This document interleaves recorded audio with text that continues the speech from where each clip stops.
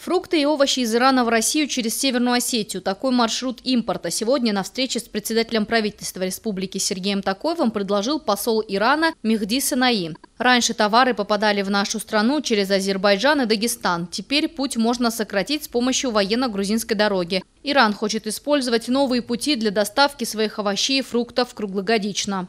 Северная Осетия может играть серьезную роль. Я думаю, что в результат нашей поездки, данных встреч, которые состоятся, мы увидим прогресс в наших взаимоотношениях. Но и здесь большой потенциал для сотрудничества в области культуры, в области образования.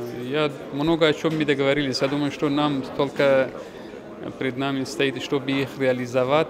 Посла Мехди заинтересовало производство биноклей ночного видения. Этим занимается завод «Баспик». Иранские политики уже закупают это оборудование, но в то же время хотят расширять границы сотрудничества. Говорили об обмене студентами. Сергей Токоев сказал, что готов оказать максимальное содействие. Елена Черенкова, Георгий Кокоев, Осетия ТВ.